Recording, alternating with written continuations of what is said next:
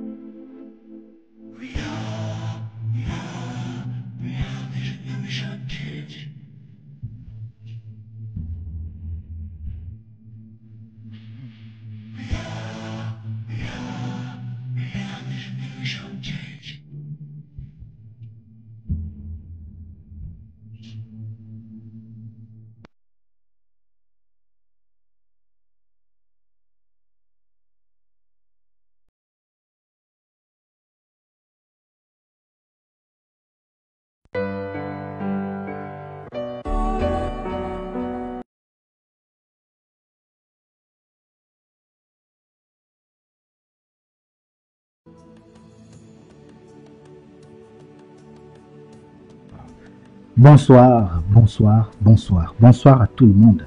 Bonsoir à toutes et à tous.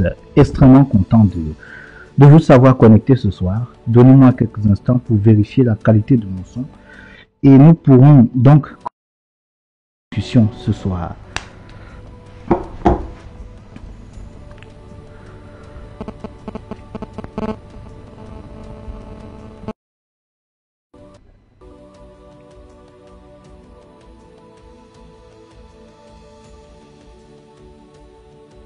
Ça va prendre quelques secondes, hein, le temps que je règle tout ce qu'il faut. Désolé pour le désagrément sonore. Je sais que c'est pas très facile pour vous. Voilà.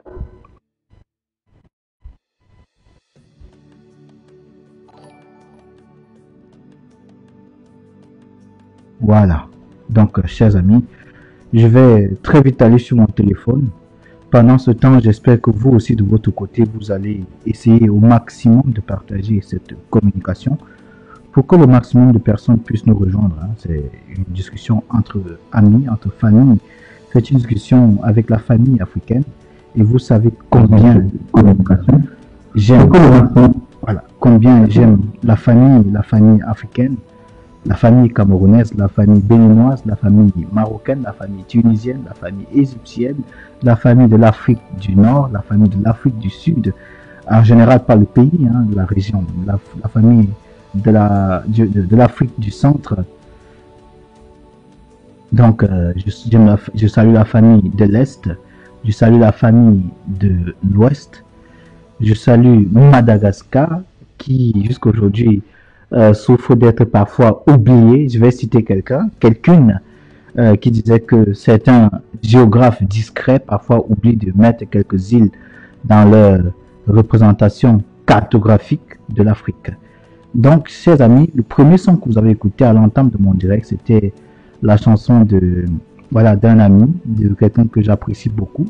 C'est un ami que j'ai connu à Berlin, il s'appelle Obscur avec H. C'est un Camerounais qui se démarque, hein, de beaucoup d'autres par la qualité de sa pertinence musicale. Donc, le temps que je vérifie le son, je partage de mon côté. Je compte sur vous pour partager au maximum. Nous allons prendre le temps. Hier soir, déjà, disons hier nuit, j'ai commencé avec un programme comme je l'avais déjà annoncé d'ailleurs, un programme qui était organisé autour de l'explication, la facilitation de la compréhension du projet politique du MRC. Donc, hier, j'ai commencé avec le premier chantier, le deuxième chantier, le troisième chantier que j'ai commencé. Et aujourd'hui, nous allons revenir sur ces projets-là. Voilà, pour expliquer encore de façon plus facile en nous inspirant des vidéos rendues publiques par son Excellence le président élu du Cameroun, son Excellence Maurice Kamto, président national du MRC. Je suppose que parmi vous, beaucoup de personnes qui n'étaient pas là hier n'ont pas pris le temps de comprendre exactement à quel niveau nous nous situons. Je rappelle donc que hier, nous sommes arrêtés au niveau du deuxième chantier du MRC. Et en attendant, je vois beaucoup de partages qui sont faits. Vous n'êtes que 21 personnes et je ne comprends pas pourquoi. Et pourtant, nous parlons là des sujets assez importants. Nous sommes en train d'entrer dans la science même politique. Et cela permettrait à beaucoup d'activistes, beaucoup de Camerounais lambda, de la diaspora ou du Cameroun, de l'Afrique, la diaspora africaine, la diaspora du Nord, du Sud, de l'Est, de l'Asie et même des Amériques, de comprendre exactement pourquoi est-ce qu'il faut se mettre derrière le professeur Maurice Kamto. Hier, dans la discussion que j'ai eue avec vous, dans l'échange que j'ai eu avec vous, j'ai pris le temps de revenir sur la plupart des éléments évoqués par le professeur Maurice Kamto, afin que chacun de vous puisse comprendre exactement de quoi il ressort quand on parle du projet politique du MRC. Je dis encore merci à chacun et chacune de vous qui partagent. Vous remarquerez que chacun et chacune qui partagera verra apparaître son nom ici. Donc, alors une fois que cela est dit, permettez-moi déjà d'attirer votre attention sur une communication qui a été rendue publique ce jour par le journal Le Monde à travers une de ses succursales, si on peut le dire ainsi. Une de ces succursales que vous connaissez tous, c'est Afrique, Jeune Afrique. Dans le journal Jeune Afrique, il y a une parution qui est assez intéressante, qui permet de savoir. Merci à toi, Ecovi, pour le like. Merci, ça fait plaisir de savoir que vous soutenez le travail que nous faisons. Donc, dans cette parution de Jeune Afrique, il y a une intervention du professeur Maurice Kamto qui est très intéressante. Quelqu'un me dit que le son n'est pas très agréable. Attendez que je règle ça vite, vous savez, je tiens vraiment.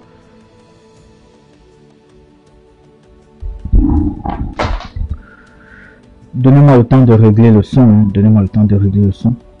Alors là, est-ce que le son il est meilleur? Est-ce que le son il est meilleur? Je compte sur vous pour me donner des bons feedbacks concernant le son. Le son il est meilleur maintenant chez vous. Est-ce que vous me recevez maintenant mieux? Donnez-moi vos comptes rendus sur le son, si vous m'en prie. Voilà, quelqu'un me dit là. Quelqu'un me dit là que le son est meilleur. C'est bon, voilà. Me dit quelqu'un. C'est bon, me dit quelqu'un. Donc, voilà. Moi ici, j'ai un très bon retour. Hein. J'ai mis mes écouteurs pour vérifier de mon téléphone. Et j'ai un bon son là. Voilà, donc, comme je disais tout à l'heure, j'ai vu une publication là, voilà, qui revenait sur la sortie du professeur Maurice Kamto. Et c'était très intéressant parce que dans cette sortie-là, le professeur Maurice Kamto dit des choses très intéressantes. Et une phrase était très intéressante dans son intervention dans le journal Le Monde, c'est-à-dire cette succursale-là qui est Jeune Afrique. Et il y a une phrase qui est restée très importante, très intéressante, à savoir la phrase axée autour de cette parole où il disait que il ne va pas falloir attendre jusqu'au départ, jusqu'à l'après-Biya pour espérer de voir le Cameroun changer. Et c'est une hypothèse qui est très intéressante parce que j'aimerais que vous et moi, nous apaisantissions là avant de commencer notre discussion dont la thématique est axée autour du projet politique du MRC. Pour beaucoup parmi vous qui sont pressés, je sais parce que le Camerounais est spécialisé de la précipitation parfois, je rappelle que être rapide, ce n'est pas être pressé. Être dans l'agitation, ce n'est pas être pressé parce que quand on parle des sujets aussi importants comme ceux-ci, il est important que nous prenions le temps de nous asseoir et surtout que nous apportions des discussions vraiment riches, nourries autour des problèmes qui minent notre pays, autour des problèmes qui minent en quelque sorte une autre Afrique. Et c'est intéressant que vous ne soyez pas pressés. Je suis vraiment content de savoir que vous soyez aussi nombreux à nous suivre. Hein. Donc, en attendant, je suis en train de regarder très vite dans mon téléphone l'extrait exact dont nous avons besoin pour discuter autour de cette question-là, de l'intervention du professeur Maurice Kamto. Voilà. C'est dans cet échange. Non, c'est pas celui-ci. Donnez-moi quelques secondes, ça va très vite venir. Ça va très vite venir. Alors, la dernière apparition. Que va faire le régime de Paul Biya et ses opposants? Non, c'est pas ça. Donc, je suis sur le journal Jeune Afrique. Vous savez que c'est important de donner ce genre d'informations avec les citations exactes pour ne pas tomber dans la diffamation ou bien dans la désinformation. Mais le plus essentiel dans cette communication, c'est de garder à l'esprit que dans sa communication, le professeur Maurice Kamto a donné des éléments très importants, à savoir comment est-ce que le jeune ou la jeune camerounaise pourrait se comporter vis-à-vis du régime camerounais. Beaucoup sont parfois très pressés, très pressés, je ne sais pas pourquoi. Et l'activisme que nous avons engagé parfois nous amène à minimiser l'importance même de prendre le calme, de régler les problèmes conflictuels politiques du Cameroun sous le prisme du calme et de l'analyse vraiment travaillée. Quelqu'un me dit qu'il y a trop de basses. Je ne sais pas pourquoi vous trouvez trop de basses là. Moi, j'ai...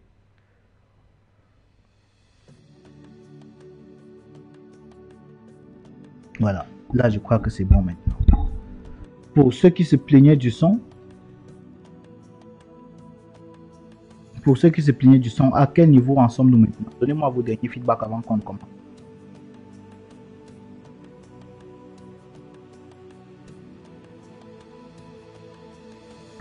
Partageons mes frères, partageons.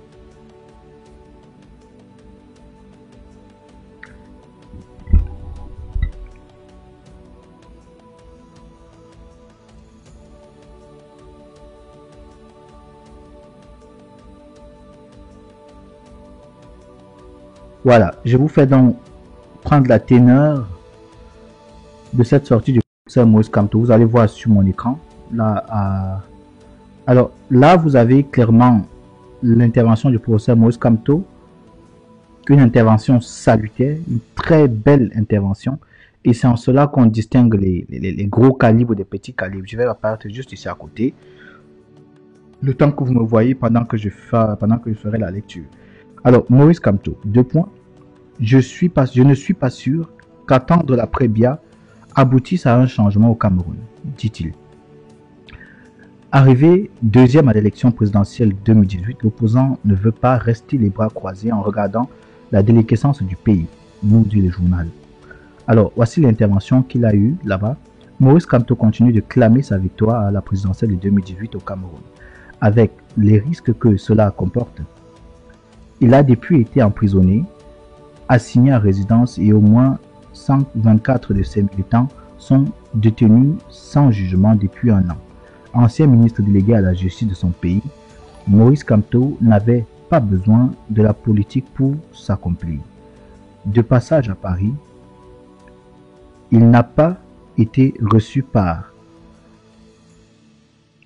forcément il veut dire par le Quai d'Orsay, et même si à Paris, la diplomatie française ne le reçoit plus, l'opposant maintient sa ligne, ne pas rester les bras croisés en regardant la déliquescence du pays et en attendant l'après Paul Biya, qui à 88 ans dirige le Cameroun depuis bientôt 39 ans. Quelques constats faites-vous quel constat faites-vous de l'état du Cameroun? Même si je considère que le journal Le Monde écrit n'importe comment, c'est vrai que c'est en ligne, mais il faudrait tenir compte de la qualité de l'écriture. Là, je vois le mot. Voilà, voilà. Quel constat faites-vous de l'état du Cameroun? Ça veut dire l'état situationnel, pas l'état pays. Alors, depuis 3 ans, nous n'avons fait des progrès sur aucun front. Sur le plan sécuritaire, le pouvoir a voulu continuer à faire croire que la situation était sous contrôle dans les régions anglophones, plongées depuis 2016. C'est une erreur encore du journal Le Monde, c'est depuis 2016. dans un conflit opposant l'armée et séparatiste. Ce n'est de toute évidence pas le cas. C'est clair que ce n'est pas le cas. Au moins 15 soldats ont été tués dans une seule attaque le 16 septembre. Le ministre de la Défense a reconnu que les sécessionnistes ont désormais des équipements qui n'ont plus rien à voir avec ce qu'ils avaient avant. Les tueries continuent parce que l'on ne s'est jamais attaqué aux causes de la guerre. Alors, le professeur Moïse Kamto dit plus tard, donc ça c'est pour ceux qui veulent continuer plus tard à lire parce que c'est dans la session lire aussi. J'espère que vous avez compris cette partie-là et c'est très important que nous en parlions. Donc avant qu'on entende le projet du MRC, il est fondamental que vous compreniez le projet mené par le MRC et surtout la lutte, le sens de la lutte développée aujourd'hui au Cameroun et à l'extérieur du Cameroun par le professeur Moïse Kamto. Cette intervention vous donne bien à comprendre. Pour ceux qui ne comprennent pas pourquoi le professeur Moïse Kamto est en diaspora depuis un certain temps, j'espère que cette intervention dans le journal Le Monde vous donne donc à comprendre exactement les raisons pour lesquelles il se trouve en Europe. Donc, le premier point déjà qui m'a intéressé, c'est cette phrase importante. Je ne suis pas sûr qu'attendre l'après Biya aboutisse à un changement au Cameroun. Alors, il faut que vous sachiez, chers amis camerounaises, amis avec eux et amis sans eux, qu'en politique, il n'y a pas de doute possible. Quand un politicien vous dit que je ne suis pas sûr, ça veut dire que il n'y a pas de possibilité que après Biya, si rien n'est fait, qu'on pense à un quelconque changement. Et je suis totalement d'accord avec lui parce que quand on regarde le paysage du Cameroun, merci à toi Nestor Nana et bienvenue dans le direct. Merci de partager le direct. Quand on suit en quelque sorte l'évolution du Cameroun, que ce soit sur le plan politique, sur le plan social, sur le plan culturel, même sur le plan administratif et religieux, il est obligatoire de comprendre que le Cameroun tel qu'il va ne change en rien, ne diffère en rien du Cameroun que nous avons connu il y a de cela des années. Alors partant de là, quand on observe la scène camerounaise de la diaspora, on a aujourd'hui l'obligation de comprendre et d'accepter que la lutte menée par le professeur Moïse Kamto n'a pas encore intégré les esprits des Camerounais. Et ceci, même malheureusement, dans le camp du MRC. Il y a beaucoup de membres du MRC qui sont encore dans un certain retrait, dans un certain illettrisme politique. Il y a beaucoup de Camerounais qui sont membres du MRC qui n'ont pas encore compris le sens réel du combat mené par le professeur Moïse Kamto, même si ceci, oh putain, je me suis oublié le peigne dans les cheveux. Qu'est-ce qu'on ne va pas voir? Donc, je disais, il y a beaucoup, même des membres proches du MRC qui n'ont pas encore compris la quintessence même de la lutte menée par le professeur Moïse Kamto. On ne leur en voudra pas pour cela parce que le projet du professeur Moïse Kamto et du MRC profond se veut d'amener tous les Camerounais, peu importe où ils sont, peu importe qu'ils soient du MRC ou non, de comprendre l'importance de l'urgence de la pensée. On est obligé de comprendre qu'il y a une urgence à penser, à réfléchir. C'est quoi la réflexion? C'est quoi la pensée? C'est quelque chose de fondamental. Beaucoup de personnes ne comprennent pas pourquoi est-ce que à chaque fois je reviens sur cette maxime-là. Pourquoi est-ce qu'à chaque fois je reviens sur, je répète toujours, je revendique cette volonté aux Camerounais que Moïse Kamto est de permettre aux Camerounais, merci à toi Noé Cameroun de partager le lien. Dankeschön, dass du mein Livestream irgendwie weitergeleitet hast. Ich bedanke mich sehr. Donc, vous voyez qu'à ce niveau, l'urgence de la pensée, ce n'est pas qu'un livre, c'est une invitation. C'est une demande aux Camerounais de lever leur niveau de compréhension de l'humanisme. Et pour ceux qui aiment les gros textes, pour ceux qui sont des académiciens, pour ceux qui aiment la connaissance, la sapience, la sagacité, je vous invite à aller lire les ouvrages, par exemple, de Platon, les récits de Platon. Allez lire les récits de Socrate, le Cogito ergo sum, par exemple, avec Aristote. Vous comprendrez que on ne peut exister que lorsqu'on commence à penser. On ne peut exister, on ne peut se sentir existant sur Terre que lorsqu'on commence à se poser des questions. Qui suis-je? Parce que quand on sait qui on est, on sait qui est l'autre. Et quand on sait qui est je, qui implique notre personne, il est difficile de confondre notre personne à d'autres personnes. Donc, on ne peut donc pas faire du mal à autrui parce qu'en faisant du mal à autrui, on se fait du mal nous-mêmes. Alors on commence à savoir quelles sont les libertés qui nous sont données et les libertés qui sont données à autrui. On commence à savoir ce qui appartient à l'autre et ce qui nous appartient à nous. Et dans un pays où vous voyez la police être aussi brutale, agressive quand les populations se lèvent pour revendiquer ce qui leur appartient de droit, vous comprenez que même l'État camerounais, le gouvernement camerounais, dans sa grande majorité, n'a pas encore compris ce que c'est que la chose publique et ce que c'est que la chose du peuple. Le Cameroun n'appartient pas au gouvernement, le Cameroun appartient au peuple et le gouvernement n'est qu'un instrument, un pont par lequel le peuple peut arriver à gérer ses ressources, gérer son bien-être, gérer son équilibre. C'est ça l'urgence de la pensée. Quand on est dans l'urgence de la pensée, on ne se pose plus les questions banales. On ne se pose plus les questions ventriloques, on ne se pose plus les questions stomacales. On se pose des questions d'utilité publique. Et c'est ça l'invitation que nous avons dans cette maxime de l'urgence de la pensée. Alors, dans ce texte que vous voyez, produit par le professeur Moïse Kamto, dans cette intervention dans le journal Le Monde, vous voyez clairement que le professeur Kamto, aujourd'hui, on est pratiquement, depuis 2018, on va pratiquement à 4 années de résistance pacifique. Et le professeur Moïse Kamto, donc, en termes de bilan prévisionnel, en termes de bilan provisoire, laisse déjà comprendre à tous ceux-là qui sont dans la diaspora européenne, américaine, asiatique et consorts, même en Afrique, de comprendre que si nous restons toujours là, à espérer que la mort de Paul Biya, que la disparition de Paul Biya, que l'absence de Paul Biya au sein de la machine dirigeante du Cameroun facilitera le changement ou faciliterait le changement, eh bien, on se trompe. Et là, on se trompe. Vous comprenez, chers amis, à travers cette phrase, je ne suis pas sûr qu'attendre l'après-Biya aboutisse à un changement au Cameroun. Ce n'est pas une interrogation, il n'y a pas de point d'interrogation derrière. C'est une phrase exclamative. Il le dit, il affirme.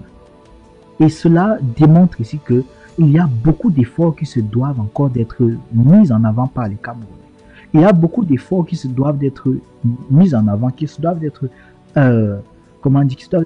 mis en exergue, qui se doivent d'être faits par les membres du MRC, par le directoire du MRC, par l'ensemble du peuple camerounais.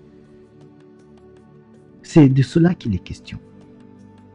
Vous voyez qu'après être arrivé deuxième à l'élection présidentielle, en fonction de la machine, du système, de la systémique corruptionnelle, de la systémique coalitive entre le RDPC, les organes de base du RDPC et les CAM, le Conseil constitutionnel, le professeur Moïse Kamto jusqu'aujourd'hui revendique sa victoire, mais c'est par ailleurs que le départ, l'inexistence, l'immatérialité de Paul Biya n'aboutit pas forcément à un changement au Cameroun. Ça veut dire que le changement n'est pas lié à Paul Biya. Et ceci remet donc en cause. Ceci s'inscrit dans une contradiction totale avec les discours que vous verrez sur les réseaux sociaux qui, parfois, lorsqu'un Camerounais se met à agir en dichotomie avec la mentalité impulsée en quelque sorte par cette lutte que nous avons engagée en 2018 et que d'autres Camerounais essaient de le ramener à la raison, essaient de l'attirer vers cette maxime de l'urgence de la pensée, c'est-à-dire de la responsabilisation de ce dernier.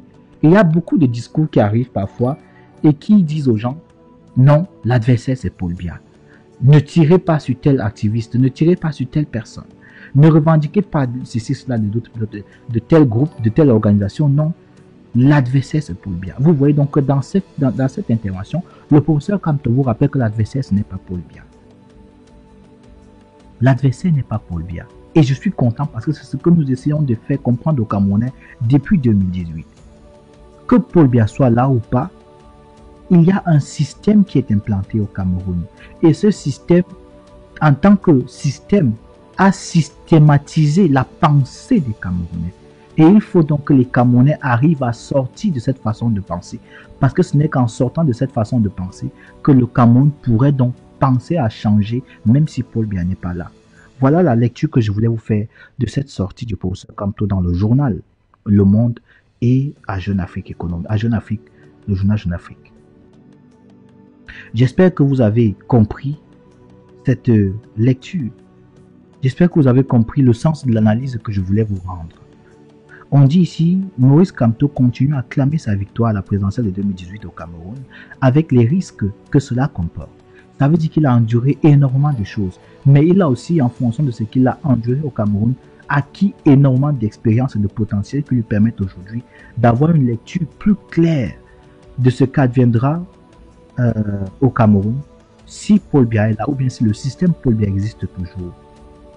Donc, partant de là, il fait une conclusion qui est claire quand on lui demande quel est le constat qu'il fait de l'état du Cameroun.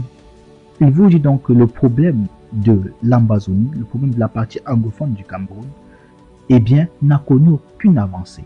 Et c'est une réalité parce que vous le savez. Vous avez des proches au Cameroun, vous avez de la famille au Cameroun, et vous voyez sur les médias, sur les réseaux sociaux, et notamment WhatsApp, parce que WhatsApp a beaucoup d'images qui ne peuvent pas apparaître sur Facebook. Vous voyez comment l'armée camerounaise est déchirée dans la partie anglophone du Cameroun. Et vous savez donc qu'il n'y a eu aucune avancée positive dans le sens du gouvernement francophone.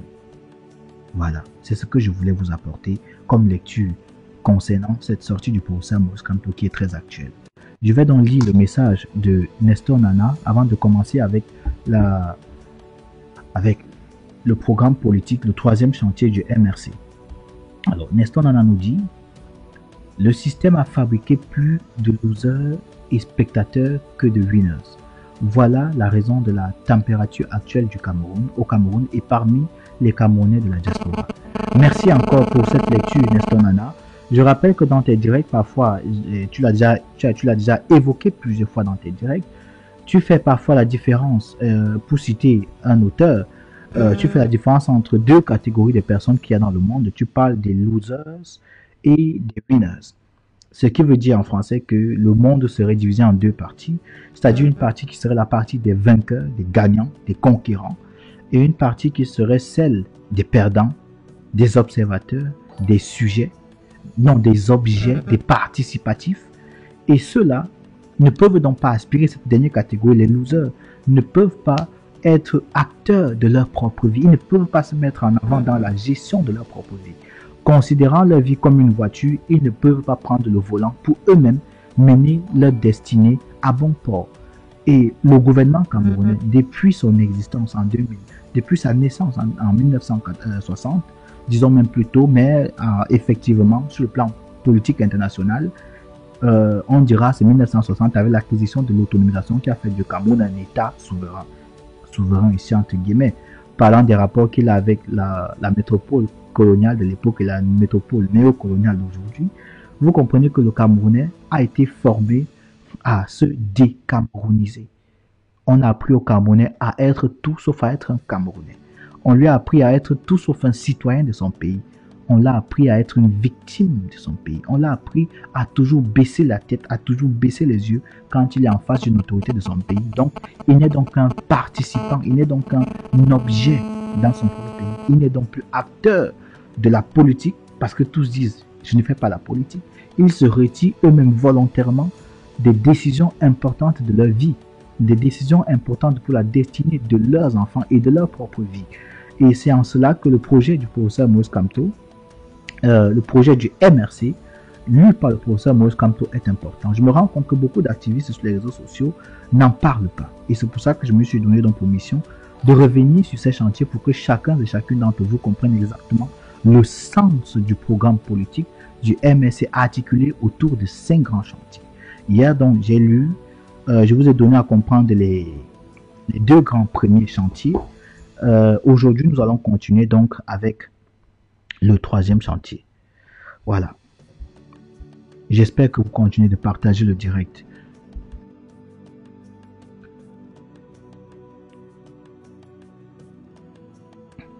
Alors, chers amis, je commence avec le 3e grand chantier. Non, le 4e grand chantier, parce que hier on a parlé du 3e grand chantier, désolé. Le 4e grand chantier, c'est le chantier social et le chantier de la solidarité. C'est un chantier majeur. C'est sans doute le chantier qui interpelle le MRC le plus, parce que c'est à travers ce chantier qu'on va pouvoir mesurer les progrès accomplis dans l'élévation du niveau de vie des Camerounais.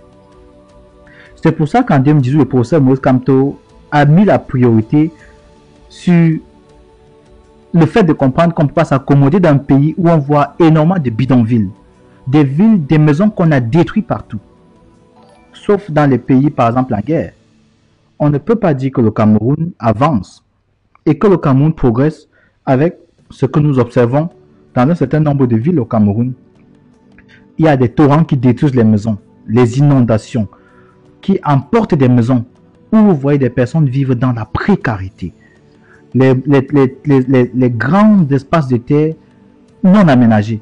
Et le MSC met donc l'appui sur l'aménagement du territoire.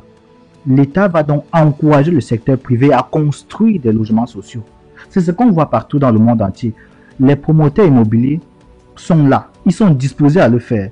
Et le professeur Moïse Kamto en 2018 a vu pleinement de promoteurs, même les promoteurs étrangers qui peuvent venir au Cameroun, construire des maisons. Il a parlé d'environ 1 million de logements sociaux avec un moyen standing et des grands standings pour des Camerounais. C'est faisable. Le MSC compte donc mettre tout en œuvre en développant au Cameroun, par exemple, des idées que parce qu'il y a beaucoup d'idées qui ont été proposées mais qui n'ont pas été prises. Le MSC propose d'utiliser le matériel local. Cela permettra donc de réduire les dépenses pour construire des maisons. Cela permettra donc d'avoir des maisons efficacement construites.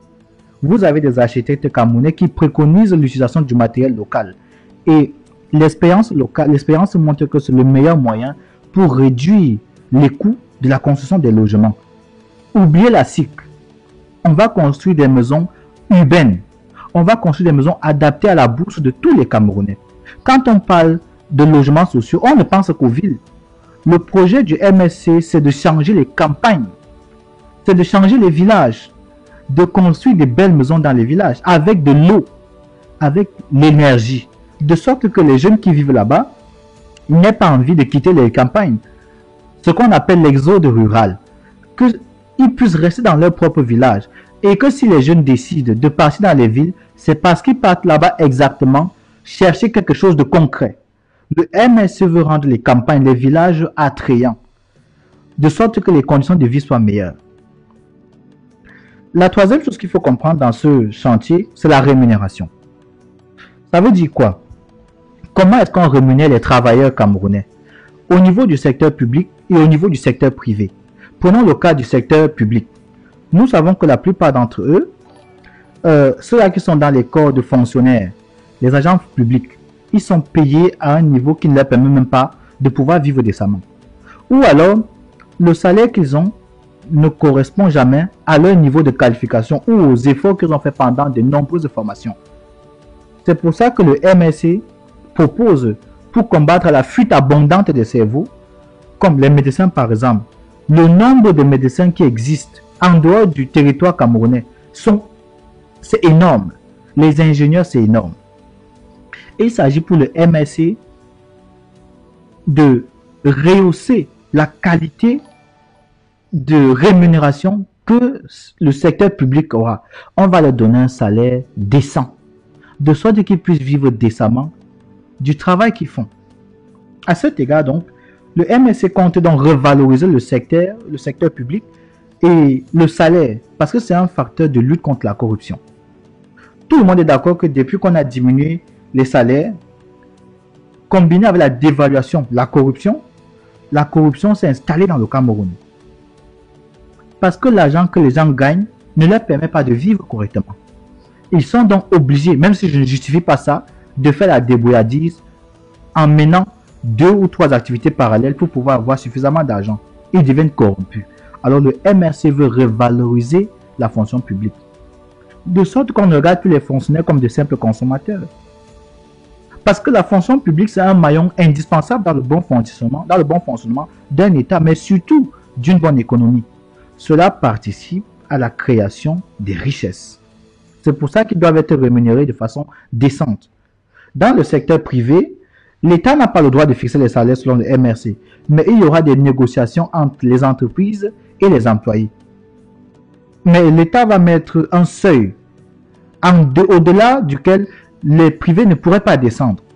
Et le MSC dit que dès qu'il sera au pouvoir, sa mission sera donc de bloquer ça, de quitter de 37 000, de quitter le seuil aujourd'hui, le SMIC aujourd'hui, c'est de quitter de 37 000 francs que nous avons aujourd'hui à pratiquement 55 000 francs CFA dans un premier temps. Puisqu'il faut savoir que au cours du mandat, le MSC pourra redresser l'économie, améliorer les conditions, les performances du pays. Progressivement, le montant, le SMIC va monter. L'objectif du MSC, c'est de permettre que le SMIC puisse permettre aux Camerounais de fonder sa famille et vivre dessus sans problème, comme on voit en Europe. Le SMIC du Cameroun aujourd'hui ne peut pas permettre à un Camerounais de vivre même décemment. Entre le loyer, l'alimentation, ne parlons même pas du transport pour aller au travail. Il ne reste plus rien à celui qui travaille au Cameroun. Le MSC propose donc, dès le début de son mandat, de monter le SMIC à 55 000 francs. Le MSC augmente ça parce qu'ils sont raisonnables. On ne peut pas augmenter les choses de façon vertigineuse, de façon que les employeurs ne puissent pas suivre. Le MSC sait que ce sera ruiner les entrepreneurs et ça va contracter en quelque sorte l'emploi. Pourtant, le MSC veut étendre l'emploi de façon que ces emplois-là puissent répondre au chômage des jeunes. En dehors des questions salariales, le MSC, en ce qui concerne le logement, qui est une préoccupation majeure, le MSC met un accent sur la santé et il s'engage à ce que, une fois que le MSC prendra le pouvoir, ce qui va se passer, c'est quoi? L'accouchement, par exemple, par césarienne, va être gratuit au Cameroun. Les femmes qui accouchent par césarienne le feront gratuitement sur tout le territoire. Ça, c'est un. Deuxièmement, le MSC compte mettre sur place une couverture maladie universelle minimum. Cela en 3 ans. Pourquoi? Parce que c'est le délai que le MSC se donne pour régler les problèmes administratifs d'abord, qui vont accompagner cette politique-là. Deuxièmement, ils vont régler le problème de l'approvisionnement en médicaments, en mettant en place des structures de fabrication des médicaments de base, avec des petites unités de fabrication pharmaceutique. Il y en a qui existent par exemple à Douala déjà, mais le gouvernement va les accompagner de sorte qu'ils produisent plus et qu'ils puissent donc assurer la commande publique. Ils vont aussi mettre en place dans les structures hospitalières, dans les centres hospitaliers, des pharmacies qui seront déjà approvisionnées pour tous les Camerounais. Cela sera gratuit pour les Camerounais. Le but de ça, c'est de donner à tout Camerounais, qu'il soit cultivateur, commerçant, paysan, qu'il soit benskiner, fonctionnaire ou employé, d'avoir accès à un certain nombre de soins de santé gratuitement. Prenons le cas, dans ce contexte-là, tout Camerounais par exemple, qui souffre du palu, de choléra, de méningite, les maladies que vous connaissez, ces maladies vont être soignées gratuitement. Ça, c'est le projet du MSC. Vous levez, vous partez à l'hôpital. Si le médecin diagnostique le palu, il fait une prescription des médicaments. Vous partez dans l'hôpital, dans la pharmacie de l'hôpital et vous récupérez les médicaments gratuitement. Vous allez à la maison et vous pouvez vous soigner. Le Cameroun a les moyens de suivre cette politique-là. Et comment ça va être financé? Par la diminution du train de vie de l'État. Nous pouvons facilement trouver dans les niches, en quelque sorte, des dépenses ostentatoires du gouvernement qui sont injustifiées d'ailleurs. Nous pouvons trouver dans cela énormément de ressources pour financer cela. Vous avez des fonctionnaires qui voyagent chaque jour avec de l'argent des Camerounais. Vous avez des paradis fiscaux qui sont remplis de l'argent des Camerounais, par le gouvernement du Cameroun. Vous-même, vous savez combien d'argent le président du Cameroun a dépensé jusqu'à aujourd'hui à l'étranger. En réduisant cela, on donne donc la possibilité de donner les soins gratuits aux Camerounais. Dans son projet, le professeur Moïse Kamto explique que pour un Camerounais, pour voyager en première classe, il faut payer pratiquement 6 millions de francs CFA quand on est du gouvernement. Alors qu'on peut permettre à ces gens de voyager en business class. Dans les pays comme la Finlande, vous avez des ministres qui voyagent en classe économique.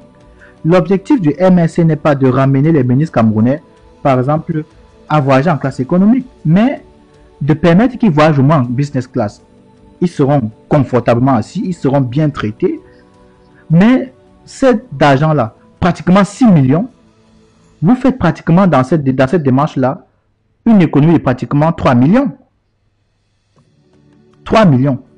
Et vous voyez donc qu'on va trouver d'autres espaces comme cela pour réduire les dépenses de l'État. La qualité des véhicules, par exemple. Vous avez des hauts fonctionnaires qui ont besoin de grosses voitures, mais ils n'ont pas tous besoin des véhicules 4x4. Ils n'ont pas besoin de grosses voitures. Que ce genre de voitures, selon le MSC, soit donné à des administrateurs, à des fonctionnaires qui en ont besoin. Des voitures de 40 millions, 60 millions. On peut réduire ça en faisant des économies sur le carburant d'ailleurs, les bons que les ministres reçoivent chaque jour. Cela permettra de réduire ces dépenses-là et les Camerounais seront en quelque sorte plus soutenus par l'État.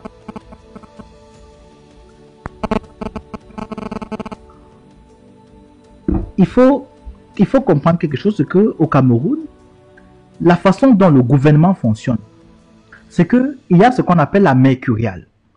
Et quand on fait un budget, on dit par exemple qu'il faut acheter telle chose ou telle autre chose. Qu'est-ce que nos gouvernants font? On dit qu'il y a un plafond qu'il ne faut pas dépasser. Et le plafond peut être 40 millions, 60 millions, 80 millions, 90 millions, 100 millions, les milliards. Alors, les ministres ne vont pas aller choisir le juste milieu, comme disait Schopenhauer. Ils vont choisir toujours le plafond le plus élevé parce qu'ils vont prendre l'argent, la plus grande somme, et ils vont dépenser le moins possible pour garder le plus possible. Alors, ce que le projet du MSC dit, c'est qu'ils vont réduire cela. Il y aura un œil contrôleur sur ce genre de dépenses. C'est très important de comprendre ça. Donc, c'est fondamental.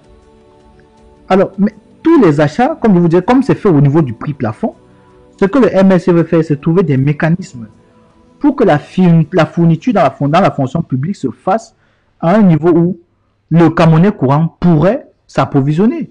Il y aura une marge, c'est bien, mais le fonctionnaire dans la fonction publique doit fournir avant d'être payé plus tard. Puisqu'il n'est pas payé directement, on va lui donner une marge.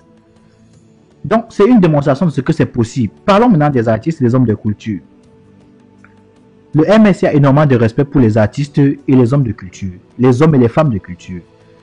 Dans le domaine là, dans ce domaine, même le sport aussi, le Cameroun, dans ce niveau-là, est très riche. Il est béni. Nous avons des musiciens de réputation mondiale, de dimension incroyable. Très peu de pays en Afrique peuvent se vanter, comme le Cameroun, d'avoir de grands artistes et de grands acteurs culturels comme nous. Des personnes qui créent des opéras au Cameroun.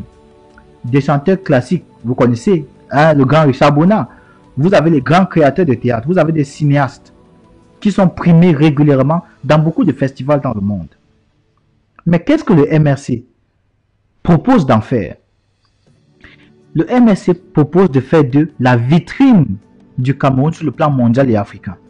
Mais qu'il soit considéré, que là, la culture soit considérée comme une filière industrielle.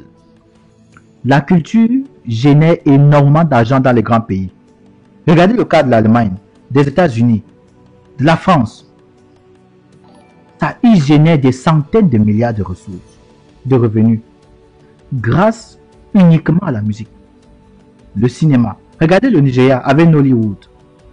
On a énormément de talents en Afrique et le MSC veut dire à ces gens qui sont précieux. Le MSC veut aussi, pour leur montrer ça, pour leur montrer qu'ils sont où, qu'elles sont précieuses, le MSC décide donc d'élaborer un statut de l'artiste au Cameroun. Il y aura un statut pour les artistes, pour que cela soit protégé. Qu'on ne voit pas les artistes mourir comme on voit sur Facebook, à demander de l'argent. Nous les voyons régulièrement. Non seulement ils doivent vivre décemment de leur travail, et pour cela le MSC décide donc de combattre sans répit.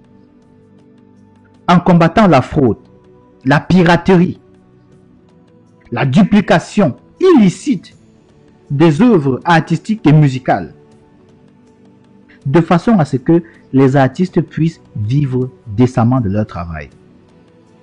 Le MRC veut aussi que les sociétés d'auteurs soient gérées par les artistes. Bonsoir à toi, maman Josette Kenan, bienvenue. Parce que le MRC sait que les artistes sont capables de s'auto-gérer. Et le gouvernement devra donc à ce niveau soutenir les artistes, mais leur laisser la gestion de leurs droits d'auteur. Donc, en accord avec les artistes, le MRC veut permettre aux artistes de travailler avec le gouvernement. Pas sous le gouvernement.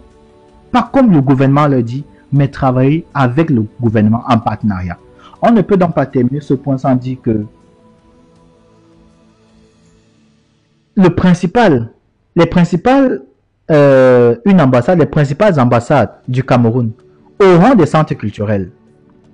Dans toutes les ambassades, si on veut montrer l'image du Cameroun, il faut que dans les ambassades, qu'on voit la culture camerounaise. Et le MRC propose donc des attachés culturels qui seront là-bas et qui vont faire un travail de présenter la vitrine du Cameroun. Mais ceux-ci ne sont pas formés aujourd'hui. Donc le MRC propose donc de former ces personnes-là de sorte que la vitrine culturelle artistique du Cameroun soit visible dans le monde, dans la culture, dans la peinture, dans les festivals. Quand vous voyez tout le talent que nous avons au Cameroun, des musiciens d'envergure, on peut avoir au Cameroun, et le MRC propose de soutenir cela, une académie de musique au Cameroun. On aura des festivals courus au Cameroun. Il y a des ingénieurs pour le faire. On doit avoir des écoles où on va permettre véritablement d'apprendre la culture, la peinture, la musique, que les gens puissent produire les œuvres de l'esprit, que ça permette de faire rayonner le Cameroun dans le monde. C'est ça le projet du MRC. On est toujours dans le 4e chantier.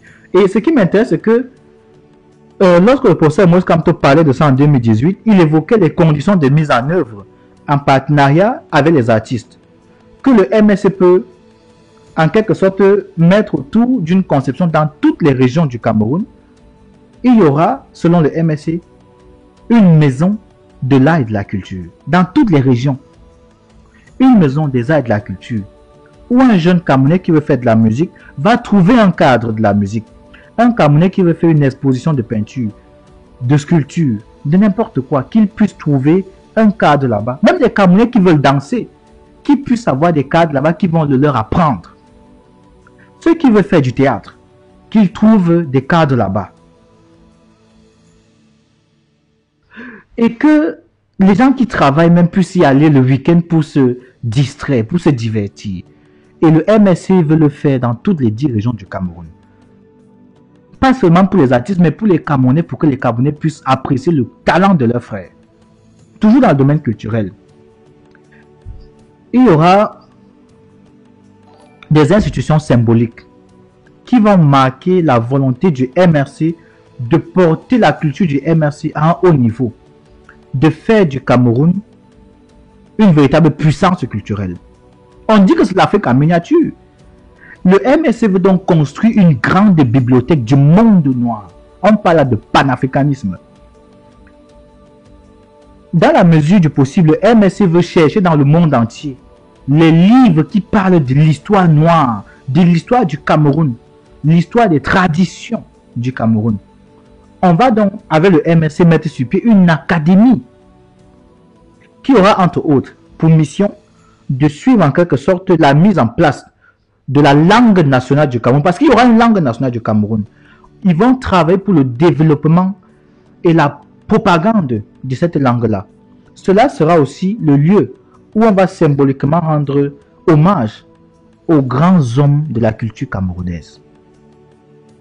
Enfin, il y aura ce que le professeur Moïse Kamto appelle la grande coupole de la mémoire et des souvenirs.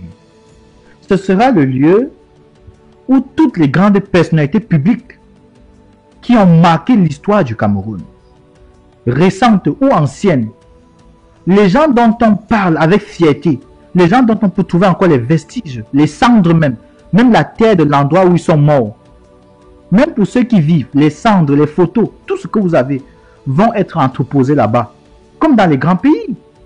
En France, vous avez le Panthéon. Ça permettra de rendre cela intelligible pour tout le monde. Il y aura le Panthéon camerounais. Mais le MS appelle ça la grande coupole des mémoires et des souvenirs. La mémoire, pourquoi? Parce que c'est un lieu de mémoire de l'histoire politique du Cameroun. L'histoire des souvenirs. Pour que les Camerounais n'oublient pas ceux qui se sont sacrifiés pour son bien-être. Que le Cameroun n'oublie pas ceux qui ont rendu des services exceptionnels pour le Cameroun. Ces gens seront en quelque sorte des gens de traditions politiques différentes. Mais que quand il y aura une réconciliation de la mémoire du Cameroun, que la construction du Cameroun passe par un moment de convergence entre les grands courants qui sont affrontés au Cameroun. Est-ce que ce n'est pas beau?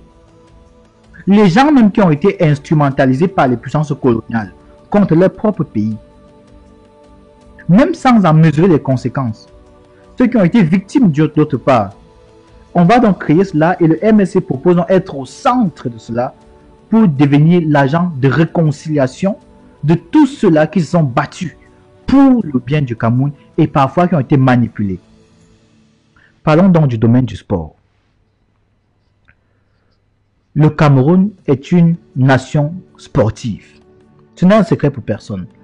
Mais quand vous voyez le sport camerounais aujourd'hui, d'année en année, le sport du Cameroun meurt. On ne regarde même plus les matchs de football. Pourquoi? Parce qu'on n'a pas mis les infrastructures nécessaires sur pied. Il n'y a pas de politique sportive au Cameroun. Imaginez, pendant longtemps, les équipes nationales du Cameroun ont participé à des phases finales des championnats mondiaux de boxe, de danse, de football, de basket, de handball, de tout ce que vous imaginez. De handball, les consorts. D'où sortaient les Camerounais les plus talentueux? Pas seulement de l'étranger. Il y a beaucoup qui étaient produits sur le plan national. Parce que pendant près de 20 ans, tous les établissements scolaires au Cameroun étaient dotés, en dehors d'un terrain de football, d'un gymnase. Vous aviez dans les jeunes Camerounais qui partaient pratiquer le basketball, le handball, mais ça disparaît. L'État lui-même aujourd'hui construit des lycées, des collèges sans gymnase aujourd'hui. Il faut que vous compreniez que le MSC veut arrêter tout ça. Il dit qu'ils vont imposer aux institutions publiques, pas seulement les écoles, les établissements scolaires, il y aura des aires de jeu et des gymnases. Et aussi, cela va entrer dans le cahier de charge des promoteurs privés, même les écoles privées. Il n'y aura plus d'écoles secondaires sans gymnase. C'est là qu'on va former la pépinière pour ceux-là qui vont devenir les grands sportifs camerounais au niveau national et international. Alors, parlons du football. La réputation du Cameroun n'est plus à faire.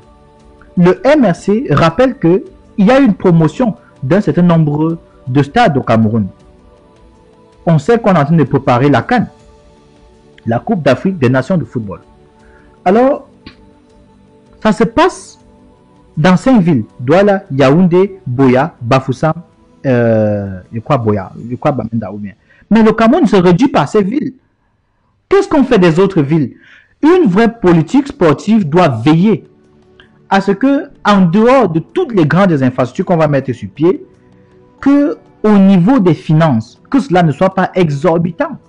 N'oubliez pas les 300 000 milliards. Il faut que les structures sportives soient à l'échelle de toutes les municipalités. Et c'est ce à quoi le MS s'engage. De sorte qu'il y ait une infrastructure de base, c'est-à-dire une plateforme sur laquelle les gens pourront jouer au football. Et autour du stade de football, on pourra pratiquer l'athlétisme. Dans les 360 communes du Cameroun. Parce que l'État va envoyer soit les finances à ces instances-là, soit ça va être sur une base de partenariat. La commune va trouver les espaces et l'État va construire la plateforme. De sorte que quand les jeunes vont finir l'école, ils n'auront pas seulement le choix d'aller s'installer dans un parc. Ceux qui aiment le sport vont aller jouer au football. Ceux qui veulent simplement maintenir la forme sportive vont aller courir autour du stade. Ceux qui veulent faire l'athlétisme vont partir trouver des institutions, des infrastructures adaptées. On ne dit pas les stades olympiques, mais des petites plateformes de base qui ne coûtent pas cher pour que les gens puissent développer leur talent. C'est de ça qu'il est question. Vous avez des grosses municipalités au Cameroun qui sont divisées en plusieurs municipalités. La plupart des communes n'ont pas d'aire de jeu. Qu'est-ce que les jeunes font? Ils jouent dans les routes, ils jouent sur les routes, sur les terrains de foot. Il y a des risques d'accident.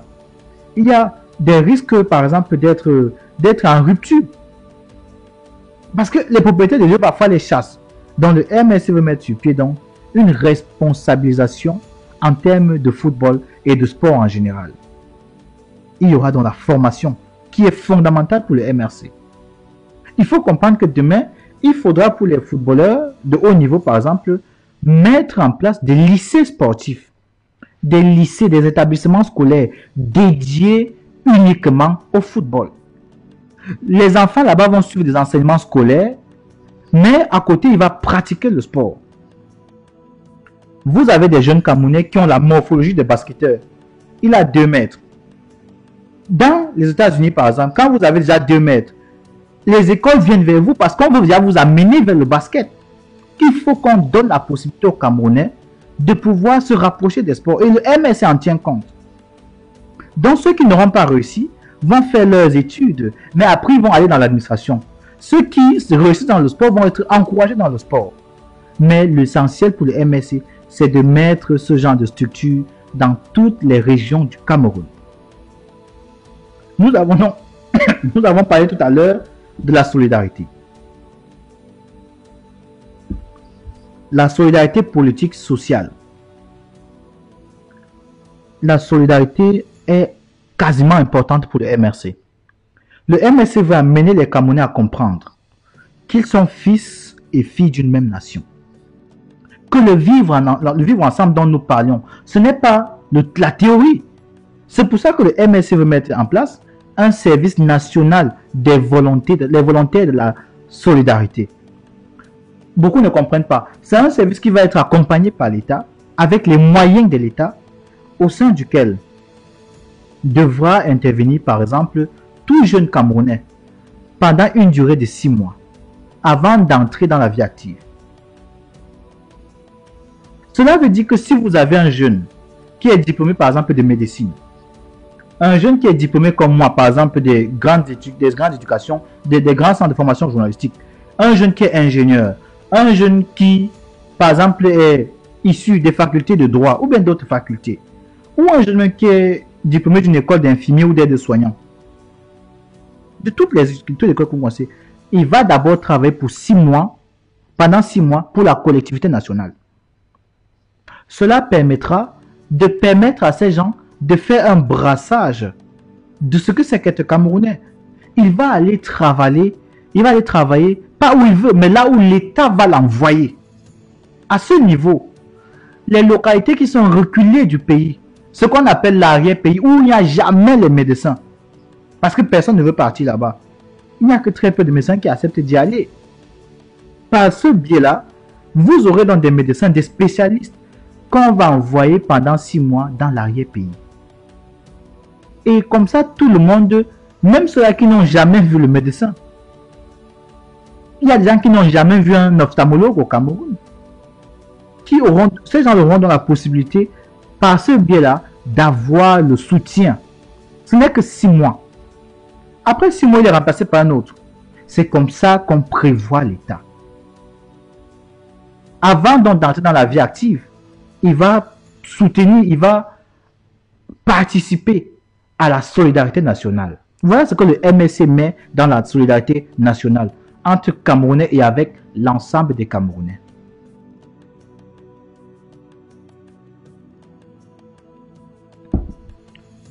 Je sais qu'il y a beaucoup d'infrastructures qui sont construites actuellement au Cameroun dans le sens de la canne. Les prix sont exorbitants.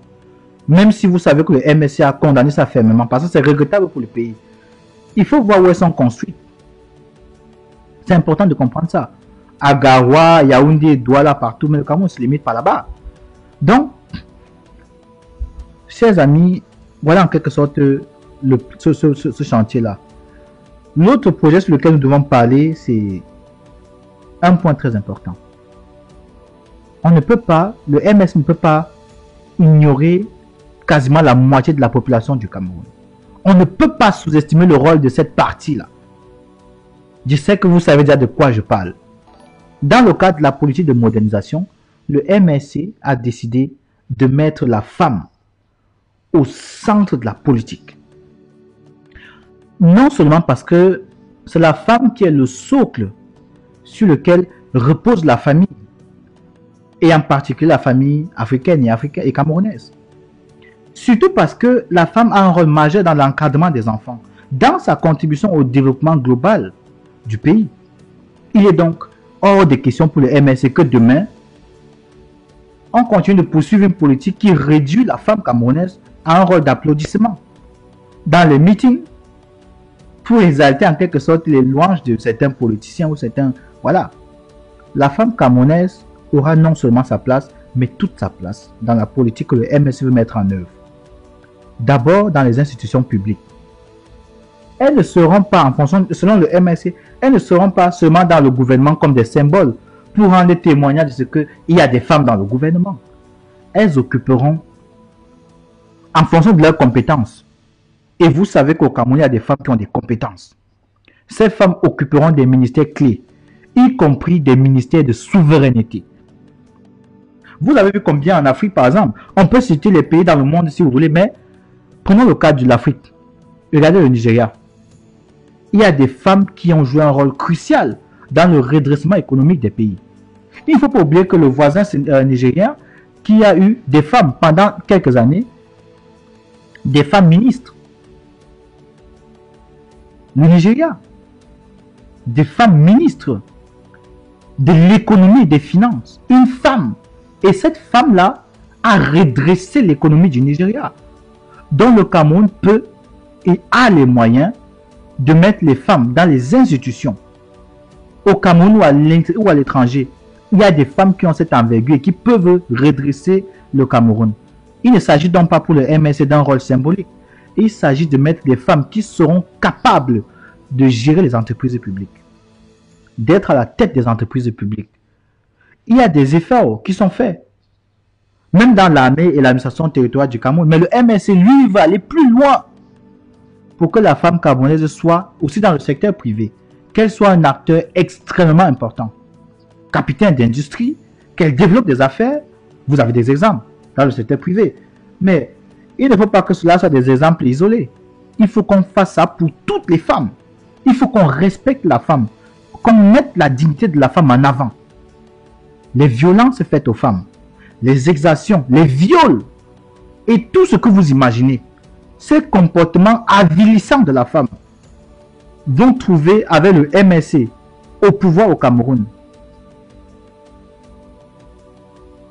Ils vont trouver la réponse adéquate pour mettre un terme à des pratiques aussi ignominieuses, des réponses fermes, parce que c'est inacceptable de considérer des êtres humains sur la base de différences de sexe. On les prend comme des objets à la disposition d'êtres humains. Et le MSC met donc la femme au centre. Et il dit que la femme doit jouer un rôle important, même dans le Parlement, dans d'autres institutions de l'État, partout. Le professeur Maurice Kamto a pris l'engagement en 2018 que le taux de scolarisation de la jeune fille va être accru de façon significative au cours de son mandat. À cet égard, le MSC dit que jusqu'à 16 ans, la scolarisation de la jeune fille et du jeune garçon sera obligatoire. Il est important de donner sa place à la femme, mais aussi de comprendre que la femme a une contribution particulière parce qu'elle a une sensibilité naturelle vis-à-vis des problèmes, des problèmes des enfants, de la société, au regard de tout ce que nous avons au Cameroun. Et le MSC pense donc à cet égard, il faut donner une chance à la femme de jouer pleinement son rôle. Aujourd'hui, on a beaucoup d'obstacles.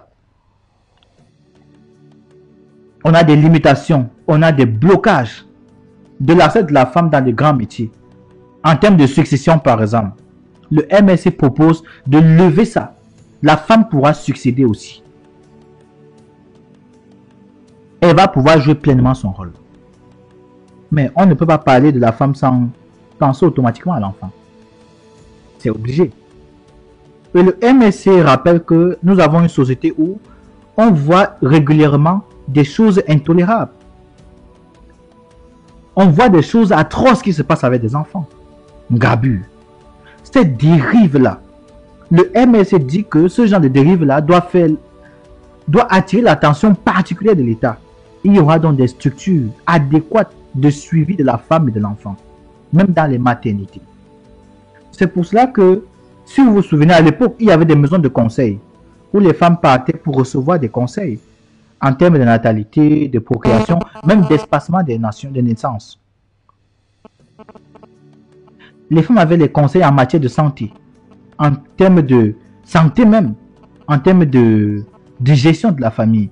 Le MSC se propose donc de mettre dans les régions où il y a des problèmes culturels qui empêchent la jeune fille d'aller à l'école.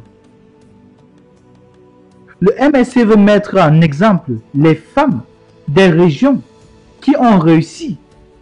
On veut les mettre en avant pour qu'elles soient des modèles pour les jeunes filles. On veut que la jeune fille aille à l'école. On veut que aller à l'école pour une jeune fille ne soit pas synonyme de son incapacité à tenir un foyer, à respecter son époux ou à faire fonctionner la famille. C'est au contraire. Cela permet d'ajouter à la capacité de la femme des talents supplémentaires. Parce que cela permet à la famille de mieux vivre et surtout de prendre mieux soin de la famille. L'État, avec le MSC, va mettre au cœur de la politique sociale une politique axée autour de la femme. Nous allons terminer sur ce point en disant que il n'y aura plus de situation où à compétence égale, hommes et femmes, à responsabilité égale, une femme qui gagne moins qu'un homme. Responsabilité égale, salaire égal. Compétence égale, salaire égal. Ajoutons à cela que la maternité de la femme ne doit pas être un obstacle à son activité. Il y a beaucoup de femmes qu'on renvoie parce qu'elles sont enceintes. C'est un service qu'elle apporte à l'État. C'est ce que le MSC dit. Parce qu'elle porte la maternité. Elle est le vecteur de la création. Et c'est quoi une société qui ne renouvelle pas sa population? C'est un service qu'elle rend à l'État d'être enceinte. Ce que le MSC dit, c'est que l'État doit, en partenariat avec le secteur privé où les femmes travaillent, s'assurer qu'elles reçoivent l'accompagnement nécessaire pendant sa grossesse, même pendant les premiers jours et les premiers mois de naissance de l'enfant. Le gouvernement s'assurera qu'elle sera accompagnée et les enfants qui viennent au monde seront accompagnés jusqu'à ce qu'ils entrent dans la vie. Maintenant, parlons de la défense. Dans la défense, le MSC propose de reconstruire l'armée. Il faut reconstruire l'armée. Notre armée aujourd'hui souffre de nombreux maux. Et certains de ces maux sont les dérapages. Et vous voyez ça. Je n'ai pas besoin de vous donner les exemples. Ce n'est pas un exemple. Ce n'est pas l'image d'une armée. Ce n'est pas l'armée que le MRC veut avoir. Le MRC veut une armée qui ne manque pas d'une véritable politique de défense. Elle doit être renouvelée et adaptée. Le MSC veut que l'armée de demain ait des spécialistes qui vont travailler pour un livre blanc de la défense. Il faut qu'on sache quelle est la doctrine de défense du pays. Être dans l'armée sera un métier articulé à la population professionnelle, une armée populaire. Parce que l'armée doit travailler en synergie et en symbiose avec le peuple et avec les populations camerounaises, dont elle assure la défense et sur laquelle elle doit compter pour assurer son existence. Le MSC veut une armée où on doit respecter les militaires. Veut une population, on va respecter les militaires. On veut une armée où le matériel, l'équipement militaire devra faire l'objet d'un soin et d'une attention particulière. Elle sera à jour. Parce qu'il faut que les forces de défense soient capables de donner le meilleur d'eux et de répondre efficacement aux défis auxquels le pays pourrait être confronté. L'armée que le MSC veut, c'est une armée d'abord républicaine, qui sera formée pour respecter les institutions d'abord, mais surtout aussi la démocratie.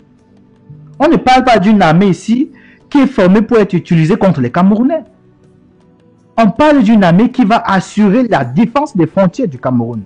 Et cette armée-là, républicaine, en phase avec la population, va contribuer à la démocratie. Elle devra donc savoir quelle est l'avant-garde de l'élite de la nation. Le MSC veut une armée au sein de laquelle, parce que la plupart des officiers, les officiers supérieurs de l'armée, sont des gens qui sont bien formés, ça c'est une vérité, mais aussi une armée au sein de laquelle on va sentir l'innovation en termes de travail sur les équipements. L'armée du Cameroun à ce niveau sera une armée avec non seulement les équipements de pointe, mais aussi une armée qui aura une politique de casernement. L'armée ne doit pas être perdue dans la nature. Les éléments de force de défense, quand on parle d'une armée professionnelle, une armée de métier, elle doit être dans les casernes.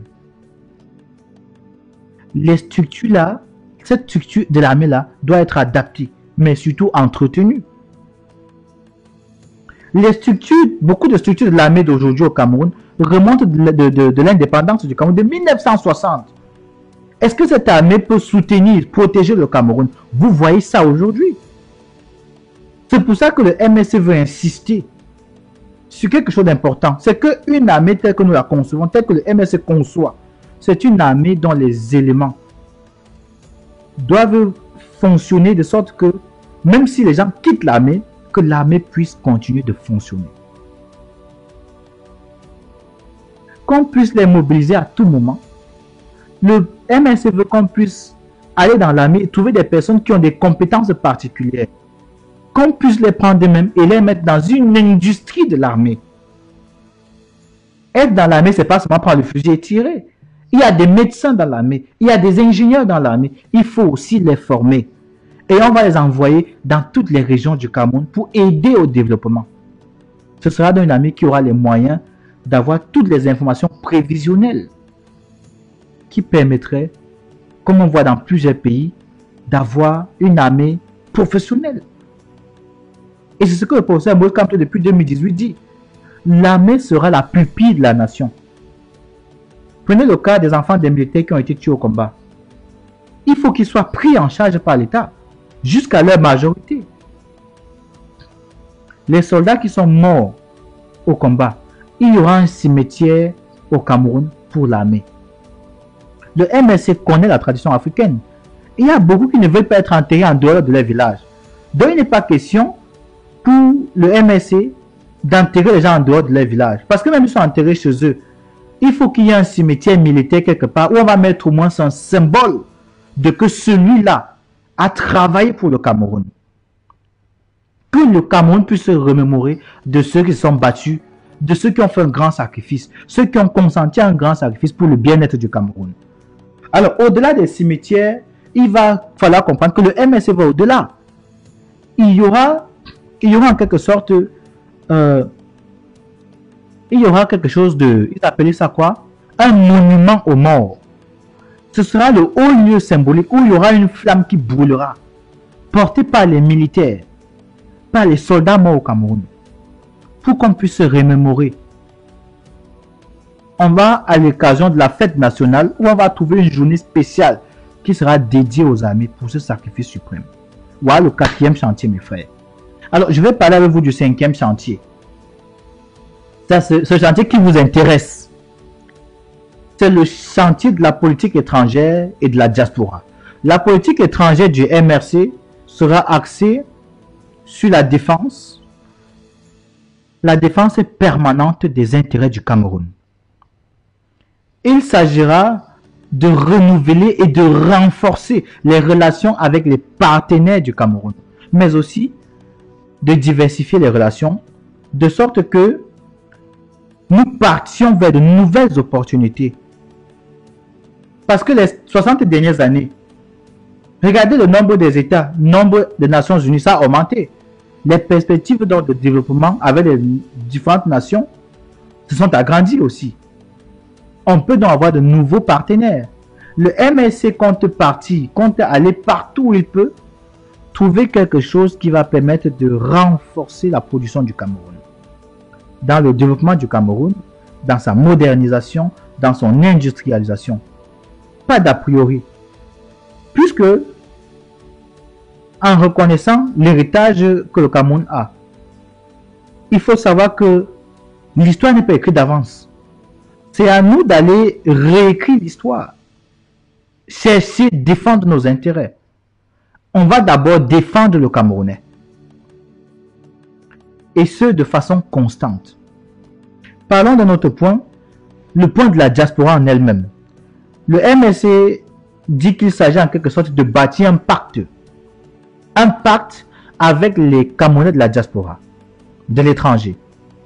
Le MSC part de l'observation évidente que, et cela depuis très longtemps, que le Cameroun a l'une des diasporas africaines les plus formées, diversifiées, installées dans plusieurs pays, où elle s'est frottée aux expériences étrangères, où elle est armée pour une compétition vraiment technologique élevée.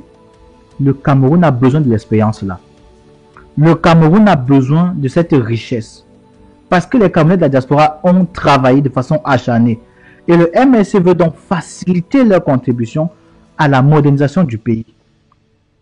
Et le MSC propose donc de soumettre au Parlement un projet de loi sur la double et la plurinationalité. De façon à ce qu'un Camerounais qui a acquis par exemple une nationalité, parce qu'il est obligé, parce qu'il a besoin de cela pour mieux s'insérer dans la société dans laquelle il est, parce que cela lui permet de mieux travailler dans son pays et ça lui donne des avantages. Que ces gens-là puissent revenir au Cameroun et partager leur expérience. Il y a beaucoup d'exemples. On a déjà eu plusieurs fois la chance de voir la puissance de la diaspora. Regardez le cas du Maroc. Regardez le Rwanda. Regardez le Nigeria.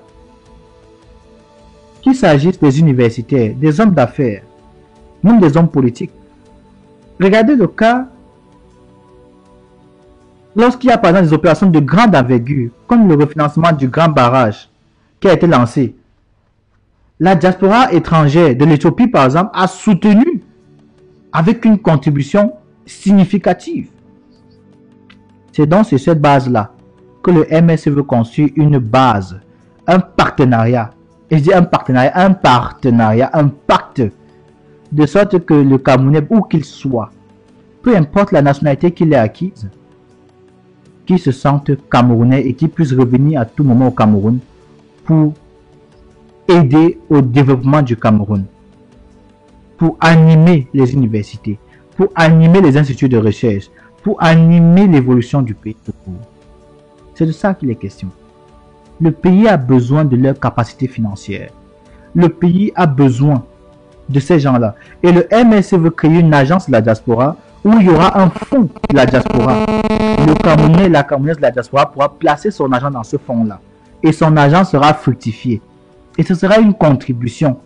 Et l'État va lui donner un rendement, une contribution. Et le Camerounais de la diaspora pourra reprendre son argent à tout moment. Mais ce sera une contribution pour le bien-être du Cameroun.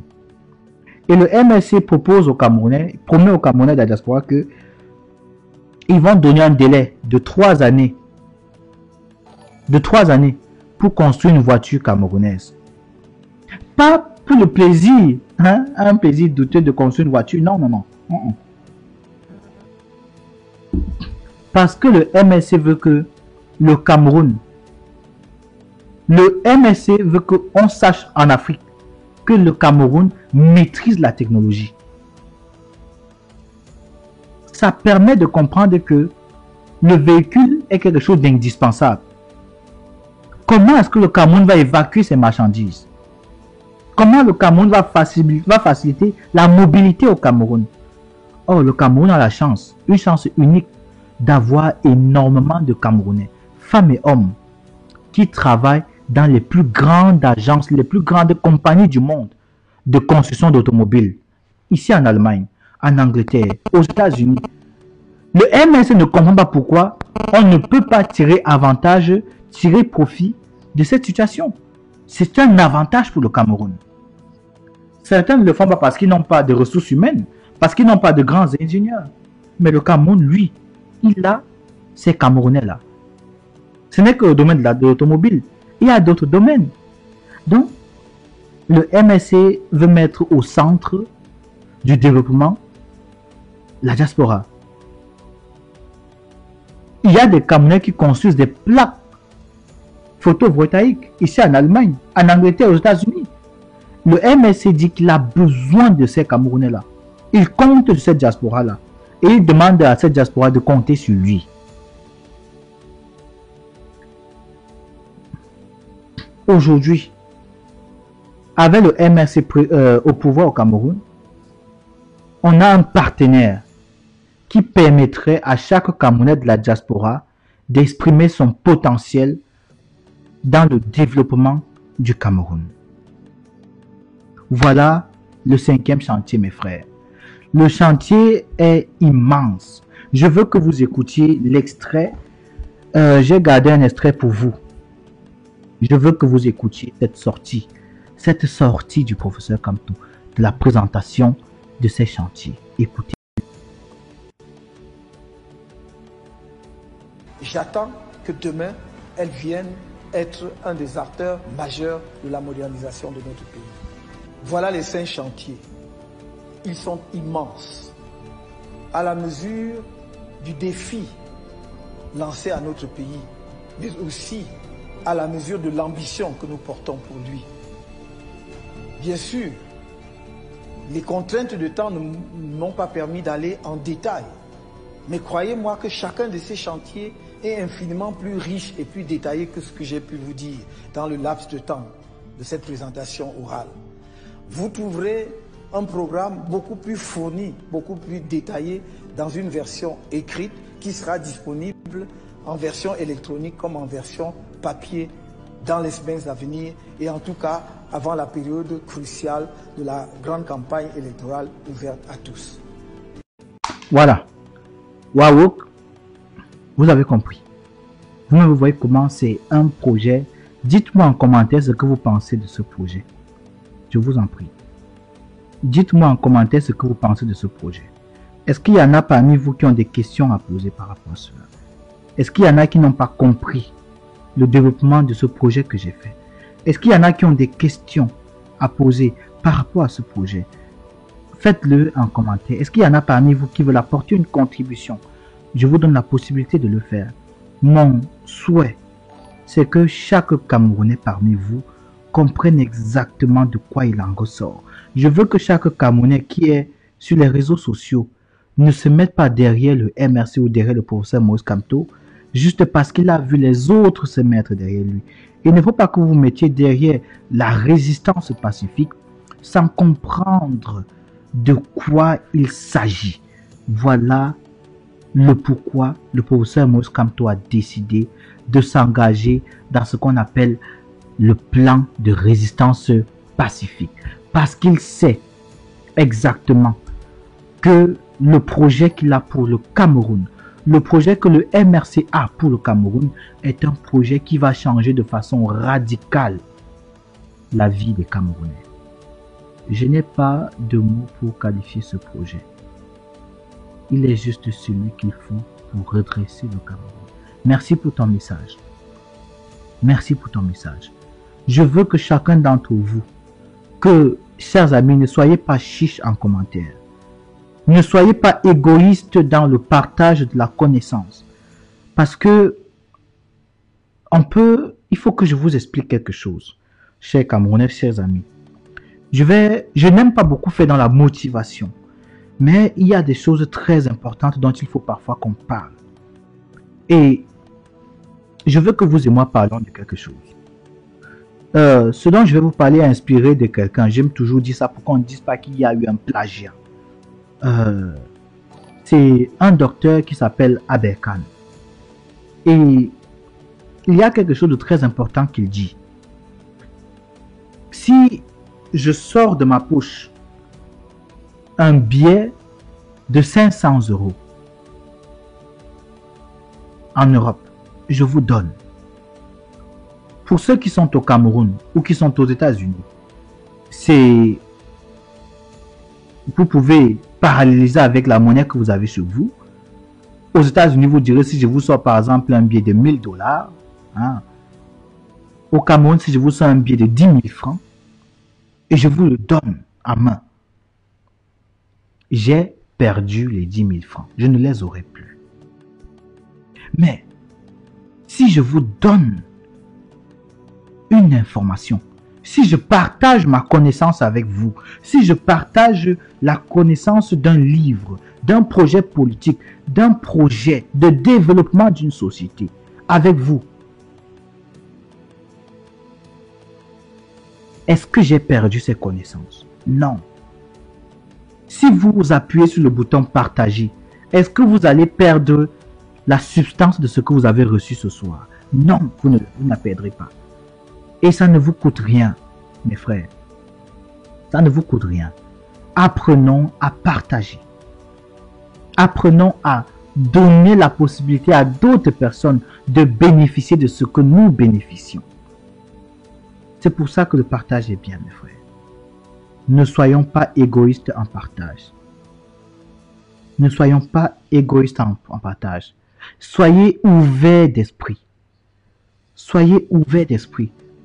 Parce qu'à l'intérieur de chaque personne, il y a des douleurs que personne ne peut comprendre. Des larmes que personne ne peut sécher. Chacun marche sur son propre chemin, en faisant des sacrifices, parfois des erreurs, mais personne de vous n'a le droit de juger la vie des autres.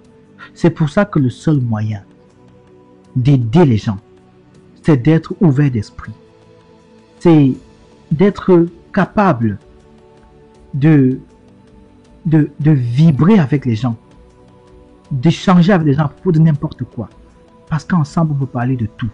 On peut parler des erreurs. On peut parler de tout. Mais il faut apprendre à partager, à échanger avec l'autre. Et c'est quelque chose qui, moi, m'impressionne. Je dis toujours aux gens que je suis derrière cette lutte, ce plan de résistance pacifique, bien qu'étant parfois, à titre bien définissable dans quelques conditions, activiste, ou voilà, je suis journaliste dans la révolution et non le journaliste de la révolution. J'aime parfois dire que le professeur Maurice Kamto, au niveau où il se trouve aujourd'hui, n'a pas le droit de reculer. Même s'il le veut, il ne peut plus. C'est une lutte qui est désormais au-delà de sa propre personne. Et c'est pour ça qu'il est important pour d'autres personnes qui arrivent à comprendre cela, de partager. Parce que sinon, même la mort de Paul Biya, la disparition du gouvernement camerounais ne sera pas la confirmation du changement au Cameroun. Il faut travailler. Il faut communiquer. Il faut ouvrir l'esprit des Camerounais, de sorte que ces derniers voient en d'autres Camerounais des êtres humains. Qu'on ne traite plus des êtres humains comme du bétail. Qu'on ne traite plus des entités humaines, des esprits qui ne sont pas des fins, mais des ponts, comme des objets. Quand je vois la guerre qui se passe dans le Nozo, j'ai mal. Quand je vois la division entre les Camerounais, j'ai mal. Quand je vois le problème, la tribalisation du conflit post-électoral au Cameroun aujourd'hui, j'ai mal. Mais c'est d'abord et surtout parce que vous, mes frères, certains parmi vous ont décidé de devenir des hauts diplômés, des faux profils. Et c'est ces faux profils, parce qu'ils sont des faux profils, qui se cachent derrière des noms qui ne sont pas leurs noms, qui se cachent derrière des appellations qui ne représentent rien, utilisent leur téléphone, leur ordinateur pour créer la zizanie, pour exprimer des choses qui ne servent à rien au Cameroun. N'oubliez pas ce que Socrate disait. Un jour, il y a un monsieur qui est arrivé en face de Socrate et lui a dit: Socrate, est-ce que tu sais ce que les gens disent de toi? Socrate lui a dit: avant de parler, je veux faire quelque chose avec toi. Je veux que toi et moi, nous passions l'information que tu veux me donner au crible des 3 questions fondamentales. Alors, c'est quoi les questions fondamentales que Socrate lui pose? Es-tu sûr de ce que tu vas me dire? Est-ce que ce que tu vas me dire est la vérité? Le monsieur dit, non, c'est ce que les gens disent. On a dit que, certains pensent que, d'autres estiment que, on penserait que, on croirait que, certaines hypothèses nous amènent à en déduire que. Est-ce que tu en es sûr? Lui demande Socrate. Non, il n'en est pas sûr. Alors passons à la deuxième question. Est-ce que ce que tu vas dire est utile à ma personne? Est-ce que ce que tu vas me dire va m'aider à m'améliorer? Est-ce que ce que tu vas dire est quelque chose de nécessaire? Non, j'ai pensé qu'il était important que je te dise. Non, j'étais dans un direct, telle personne a dit ici. Non, j'étais là-bas, telle personne a dit cela. J'étais avec l'autre téléphone, il a pensé que. Est-ce que cela est important pour moi maintenant, à l'heure où toi et moi on parle? La réponse était non. Alors la troisième question. Est-ce que ce que tu vas me dire est positif pour moi? Est-ce que cela me grandit? Est-ce que en toi-même, tu trouves nécessaire de me dire ce que tu vas me dire? Alors, vous imaginez que la personne qui venait faire le commérage s'est retournée et est partie. La destruction du Cameroun que nous avons aujourd'hui a commencé par ce qu'on appelle en français un ouï-dire. C'est quoi le ouï-dire? Ouï, c'est entendre. Le verbe ouïr, ça vient de l'ouïe. C'est le fait de mettre l'ouïe en action, en activité. Donc j'ai ouï dire, j'ai entendu dire. Il y a un haut ministre du Cameroun, un haut cadre du Cameroun, qui a tenu des propos qu'il aurait lui dit. J'aurais aimé que cela ne conduisât pas à la guerre que nous avons aujourd'hui. Mais malheureusement, cela a ravagé l'appareil gouvernemental du Cameroun. Au sein du gouvernement du Cameroun, beaucoup de ministres, même le président de l'époque, avaient peur parce qu'il se disait qu'il y avait une violente répression, une violente mutinerie qui s'organisait du côté du Nozo, alors qu'il n'en était rien. Et le ministre en question aujourd'hui a fermé sa bouche. On a commencé à bâillonner des personnes. On a commencé à déshumaniser des personnes. On a battu des êtres humains. On a battu des hauts cadres de l'administration juridique. On a battu des corps juridiques au Cameroun. On a molesté des avocats. On a torturé des avocats. Les étudiants, les jeunes, la jeunesse, qui représentent à 76,83% la population camerounaise. Les étudiants, ils ont été battus, molestés au Cameroun. Les enseignants universitaires, qui sont la pépinière, qui sont la partie la plus importante d'une société, qui permettent de renouveler, de restructurer, de réorienter l'éducation d'un État, ont été mis dans la boue. Tout ça à cause de quelque chose que quelqu'un aurait entendu dire. C'est le commérage. C'est le Congo, ça, comme on dit en camerounais. C'est ça qui a entraîné ce que vous entendez aujourd'hui autour de la question de la crise anglophone. C'est un oui-dire. J'ai entendu dire que. Quelqu'un m'a dit que. D'autres pensent que. Voilà les conséquences de ce que peuvent entraîner le commérage. Et c'est la même chose en diaspora. C'est la même chose dans notre révolution. Vous avez des activistes qui passent le temps à écouter ce qu'on leur dit, sans oublier qu'on est dans une lutte qui nous oppose à un gouvernement bien riche, qui nous oppose à un gouvernement armé, qui nous oppose à un gouvernement qui a énormément de ressources. Ceux qui vous suivent peuvent être des personnes qui travaillent à la solde de l'État. Et ils viennent vous dire, tel l'a dit ci, tel a fait ça, tel est monté, tel est descendu. Vous avez donc des grandes personnes qui arrivent à minimiser, qui arrivent à s'aplaventrer et qui viennent commettre des choses incroyables, innommables sur les réseaux sociaux.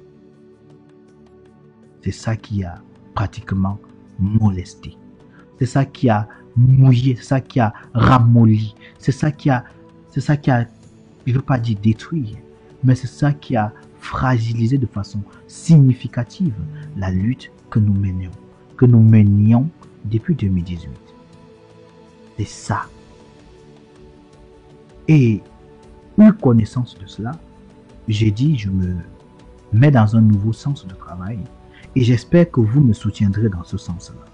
J'espère que vous apporterez votre contribution en partageant, si vous voulez, et surtout que à travers les commentaires que vous ferez, parce que il faut sortir de cette forme de discussion que nous avions. Vous n'êtes pas là pour m'écouter. Vous n'êtes pas là pour me regarder. Je ne suis pas ici parce que je veux faire le beau. Je ne suis pas ici parce que je veux vous montrer que je connais. Je ne suis pas ici parce que je veux faire une démonstration de quoi que ce soit. Je suis ici parce que je veux échanger avec vous. Et c'est important pour que nous évoluions, pour que vous avanciez, que nous échangions, que nous contribuions chacun respectivement dans les discussions que nous avons avec les autres. C'est pour ça que je prends part dans la plupart des discussions que vous voyez en ligne, parce que je veux contribuer à ce travail que certains de mes frères font en tant qu'activiste, en tant que musicien, en tant que ci, en tant que ça. C'est important. Donc, il est important que vous le fassiez. Chers amis, voici, je suis arrivé à la fin de notre discussion. Je vais résumer en quelques mots, en quelques phrases, le contenu intégral de cette vidéo pour que ceux-là qui viennent d'arriver puissent savoir exactement de quoi traiter l'ensemble de la vidéo. Alors, tout au début de la vidéo, je suis revenu sur une sortie du professeur Maurice Kamto dans le journal Le Monde et particulièrement dans Jeune Afrique, où il parlait en s'exprimant autour d'une expression que je vais lire en intégral pour que vous compreniez exactement la substance du message qu'il voulait porter. Je vais d'ailleurs rendre cela disponible à votre écran pour que ceux qui viennent d'arriver puissent prendre connaissance de ce. Voilà le message. Alors, dans ce message, je vérifie le micro. Dans cette intervention du professeur Maurice Kamto, comme vous pouvez le lire, vous voyez exactement, je vais le mettre en horizontal, c'est plus facile comme ça. Vous voyez là, le professeur Maurice Kamto dit « Je ne suis pas sûr qu'attendre l'après-Biya aboutisse à un changement au Cameroun ». Voilà sa phrase. Dans cette phrase-là, le professeur Maurice Kamto va plus loin. Il explique plus tard, le média nous explique plus tard que Maurice Kamto continue de clamer sa victoire après la présidentielle de 2018 au Cameroun, avec les risques que cela comporte. Il a depuis été emprisonné, assigné en résidence et au moins 124 de ses militants sont détenus sans jugement depuis un an. Ancien ministre délégué à la justice de son pays, Maurice Kamto n'avait pas besoin de la politique pour s'accomplir. C'est très important de comprendre ça. De passage à Paris, il n'a toujours pas été reçu par les autorités ni par le Quai d'Orsay. Et même si à Paris, la diplomatie française ne le reçoit plus, l'opposant maintient sa ligne.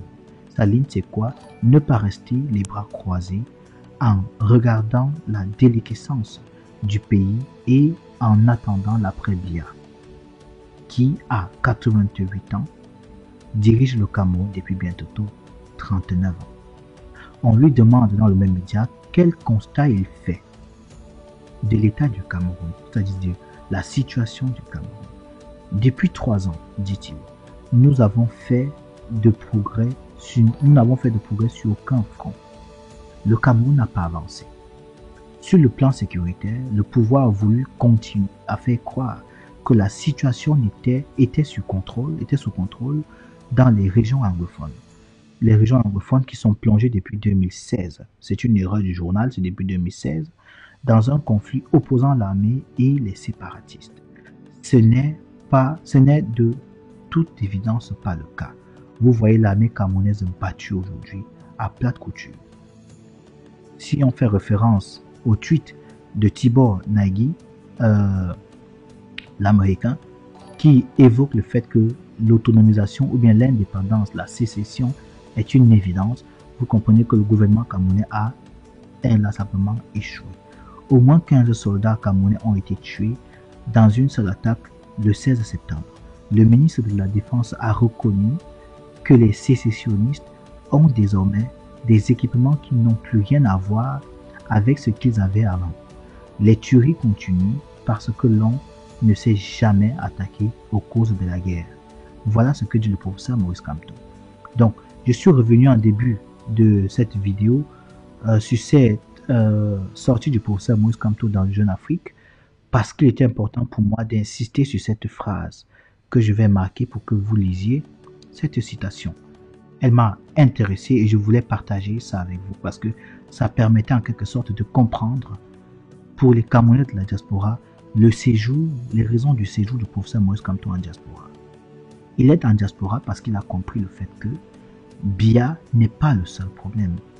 La plupart des activistes qui disent que on ne doit pas essayer d'améliorer la façon de se comporter de nos frères, on ne doit pas critiquer le comportement de certains frères, qu'ils soient ou non dans le MRC ou en dehors du MRC, ils nous disent toujours le problème c'est Paul Biya et que c'est Biya qui doit partir. Non.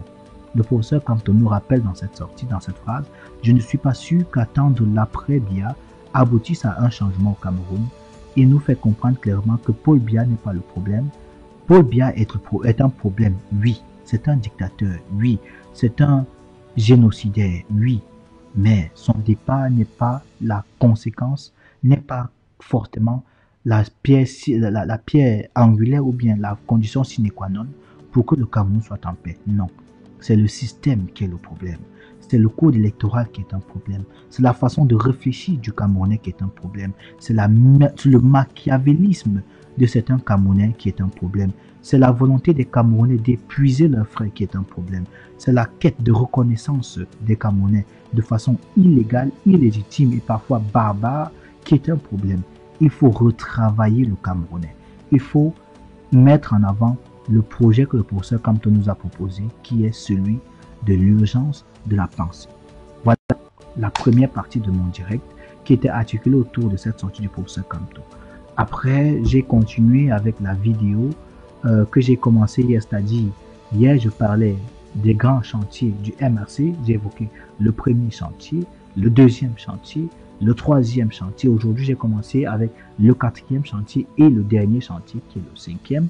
J'ai abouti donc avec une analyse personnelle de ce qu'est la situation politique camerounaise et surtout de la façon dont les Camerounais de la diaspora et du Cameroun se voient, ce qui est un réel problème.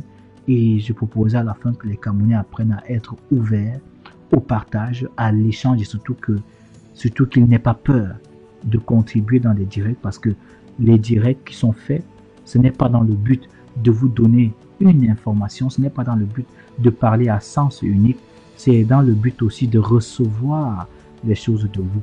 Il y a beaucoup de choses que nous apprenons des commentaires que vous faites. Il y a beaucoup de choses que nous apprendrions ou que nous apprendrons dans le futur si vous commencez, même en tant que faux profil, à faire des contributions dans les directs. Ne venez pas seulement observer, ne venez pas seulement regarder. Ce n'est pas une prédication biblique, c'est un échange. Je vous demande donc, chers amis, de prendre le temps de suivre pour ceux qui viennent d'arriver. Pour ceux qui sont nouveaux sur la page, n'hésitez pas à vous abonner. Pour ceux qui veulent soutenir la chaîne, c'est vrai que il faut que je rappelle ici que l'ensemble des productions que je fais, ce sont des productions peut-être professionnelles, parce que ça demande énormément de matériel, ça demande de la contribution physique, ça me demande d'aller fouiller dans les livres, ça me prend beaucoup de temps pour pouvoir avoir ce genre de contribution que je fais avec vous et je le fais seul. Pour le moment, je suis seul. Donc, ça demande beaucoup d'énergie. Pour ceux parmi vous qui aimeraient soutenir ce que je fais, vraiment, ce serait un plaisir. Ce serait un plaisir. Ce n'est pas une obligation. Ce serait un plaisir que d'avoir ces gens de soutien. Et je dis, vous êtes libre de le faire ou de ne pas le faire. Ceux qui le feront, je dis merci. Ceux qui l'ont fait, je dis merci. ceux qui ne le feront pas, je dis aussi merci. Voilà, parce que ne pas faire, c'est choisir de ne pas faire. Donc, merci pour votre choix de ne pas faire. Nous continuerons dans cette dynamique de parler de la politique dans son idéologie profonde.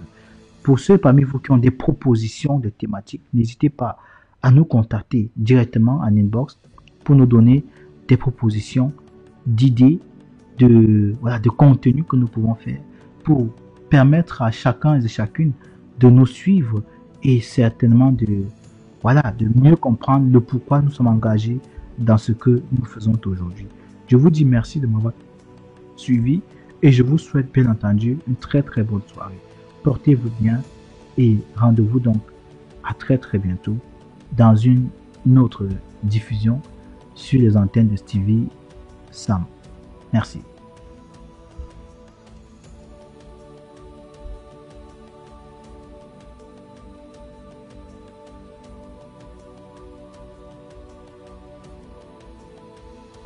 Je mets sur mon Facebook, on se donne un délai. On achète tous les tickets d'avion, on prend un charter, on arrive au Cameroun.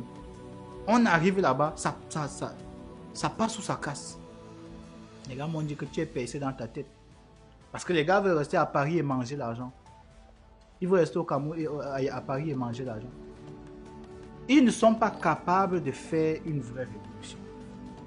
Parce qu'une vraie révolution a plusieurs étapes. Et la révolution, je vous expliquais, la révolution, c'est la conséquence d'une suite d'activités.